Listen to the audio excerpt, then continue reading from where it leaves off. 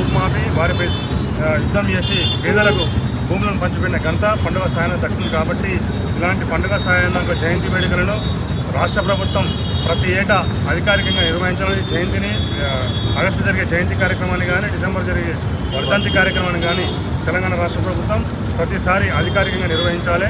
అంతేకాకుండా తెలంగాణ ప్రాంతంలోని ట్యాంక్ బండ్తో పాటు చుట్టుముట్టు అన్ని ప్రాంతాల్లో కూడా మేము పండుగ సాయన విగ్రహాల ఏర్పాటు చేస్తున్నాం.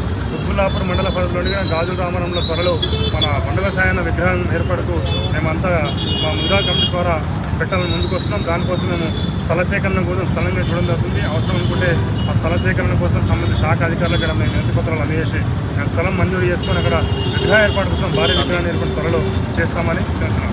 జోహార్ పండుగ సాయన, జోహార్ పండుగ సాయన. తెలంగాణ రాబిన్హుడ్గా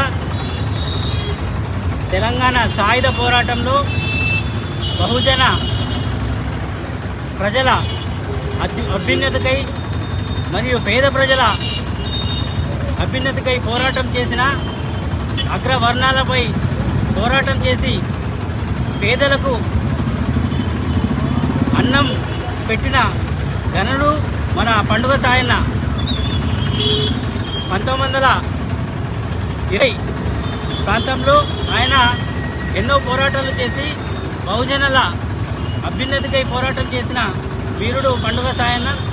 అలాంటి పండుగ సాయన్న చరిత్రను అగ్రవర్ణాలు, చరిత్రకారులు పూర్తిగా దాన్ని కనుమరుగు చేసే దిశగా ఎన్నో ప్రయత్నాలు చేశారు. కానీ పేద ప్రజలకు ఎంతో మేలు చేసిన వ్యక్తిగా పేద ప్రజలు ఎప్పుడు మరవరు ఆయనను.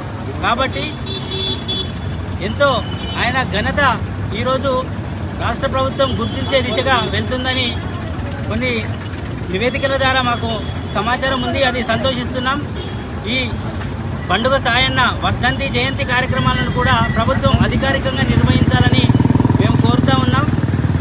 ఇలాంటి ఘనతను, ఇలాంటి చరిత్రలను పాఠ్య పుస్తకాల్లో చేర్చి రాబోయే తరాలకు ఈ చరిత్రను వినిపించే దిశగా మనం ముందుకెళ్లాలని, ప్రభుత్వానికి ఇలాంటి అంశాలను గుర్తించాలని మేము మనవి చేస్తూ, జై హో పండుగ సాయన్న.